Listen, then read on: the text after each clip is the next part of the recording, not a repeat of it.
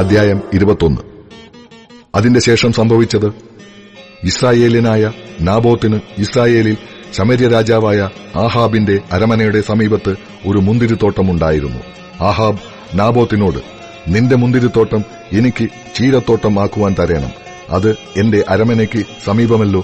അതിനു പകരം ഞാൻ അതിനേക്കാൾ വിശേഷമായൊരു മുന്തിരിത്തോട്ടം നിനക്കു തരാം.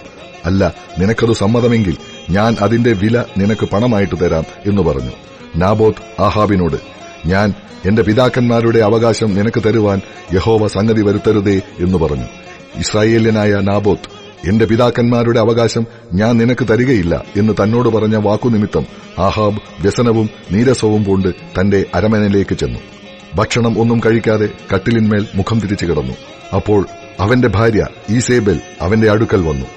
ഭക്ഷണമൊന്നും കഴിക്കാതെ ഇത്ര വ്യസനിച്ചിരിക്കുന്നത് എന്ത് എന്ന് അവനോട് ചോദിച്ചു.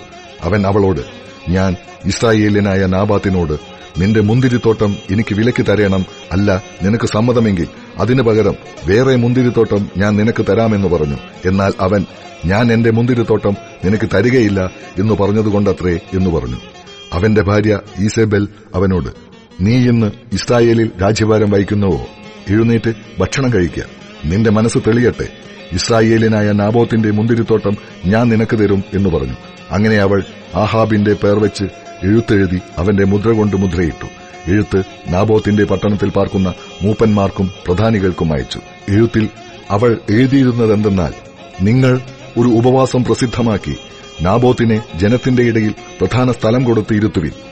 നീചന്മാരായ രണ്ടാളുകളെ അവനെതിരെ നിർത്തി അവൻ ദൈവത്തെയും രാജാവിനെയും ദുഷിച്ച് എന്ന് അവന് വിരോധമായി സാക്ഷ്യം പറയിപ്പിൻ. പിന്നെ നിങ്ങൾ അവന് പുറത്തു കൊണ്ടുചെന്ന് കല്ലെറിഞ്ഞു കൊല്ലേണം. അവന്റെ പട്ടണത്തിൽ പാർക്കുന്ന മൂപ്പന്മാരും പ്രധാനികളുമായ പൌരന്മാർ ഈസേബെൽ പറഞ്ഞയച്ചതുപോലെയും അവൾ കൊടുത്തയച്ച എഴുത്തിൽ എഴുതിയിരുന്നതുപോലെയും ചെയ്തു. അവർ ഉപവാസം പ്രസിദ്ധം ചെയ്തു. നാബോത്തിനെ ജനത്തിന്റെ ഇടയിൽ പ്രധാന സ്ഥലത്തിരുത്തി. നീചന്മാരായ രണ്ടാളുകൾ വന്ന് അവന്റെ നേരെയിരുന്നു. നാബോത്ത് ദൈവത്തെയും രാജാവിനെയും ദുഷിച്ചു എന്ന് ആ നീചന്മാർ ജനത്തിന്റെ മുമ്പിൽ അവന് വിരോധമായി, നാബോത്തിന് വിരോധമായി തന്നെ സാക്ഷ്യം പറഞ്ഞു. അവർ അവനെ പട്ടണത്തിന് പുറത്തു കൊണ്ടുപോയി കല്ലെറിഞ്ഞു കൊന്നുകളഞ്ഞു.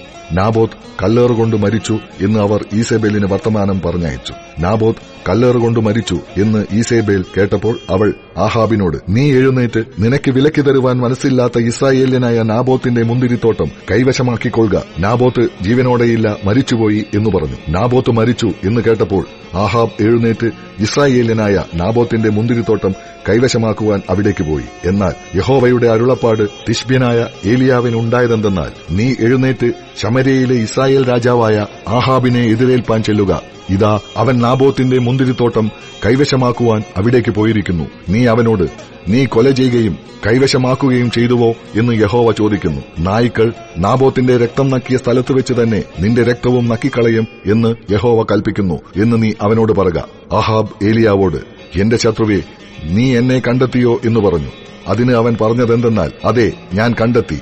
യഹോവയ്ക്ക് അനിഷ്ടമായുള്ളത് ചെയ്യുവാൻ നീ നിന്നെ വിറ്റുകളഞ്ഞതുകൊണ്ട് ഞാൻ നിന്റെ മേൽ അനർത്ഥം വരുത്തും. നിന്നെ അശേഷം നിർമൂലമാക്കി ഇസ്രായേലിൽ ആഹാബിനുള്ള സ്വതന്ത്രനും അസ്വതന്ത്രനുമായ പുരുഷ പ്രജയെയൊക്കെയും ഞാൻ നിഗ്രഹിച്ചു കളയും. നീ എന്നെ കോപിപ്പിക്കുകയും ഇസ്രായേലിനെ കൊണ്ട് പാപം ചെയ്യിക്കുകയും ചെയ്തതുകൊണ്ട് ഞാൻ നിന്റെ ഗൃഹത്തെ നെബാത്തിന്റെ മകനായ യെരോബയാമിന്റെ ഗൃഹത്തെപ്പോലെയും അഹിയാവിന്റെ മകനായ ബയേശയുടെ ഗൃഹത്തെപ്പോലെയും ആക്കും. ഈസേബേലിനെക്കുറിച്ച് യഹോവ അരുളി ചെയ്തത്, നായ്ക്കൾ ഈസേബേലിനെ ഇസ്രായേലിന്റെ മതിലരികെ വെച്ച് തിന്നുകളയും. ആഹാബിന്റെ സന്തതിയിൽ പട്ടണത്തിൽ വെച്ച് മരിക്കുന്നവനെ നായ്ക്കൾ തിന്നും, വയലിൽ വെച്ച് മരിക്കുന്നവനെ ആകാശത്തിലെ പക്ഷികൾ തിന്നും. എന്നാൽ യഹോവയ്ക്ക് അനിഷ്ടമായുള്ളത് ചെയ്യുവാൻ തന്നെത്താൻ വിറ്റുകളഞ്ഞ ആഹാബിനെ പോലെ ആരും ഉണ്ടായിട്ടില്ല.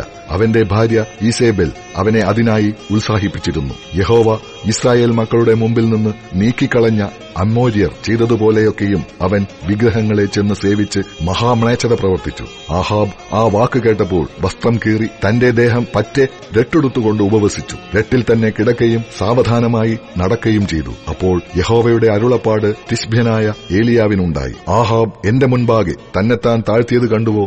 അവൻ എന്റെ മുമ്പാകെ തന്നെത്താൻ താഴ്ത്തിയതുകൊണ്ട് ഞാൻ അവന്റെ ജീവകാലത്ത് അനർത്ഥം വരുത്താതെ അവന്റെ മകന്റെ കാലത്ത് അവന്റെ ഗൃഹത്തിന് അനർത്ഥം വരുത്തും എന്ന് കൽപ്പിച്ചു.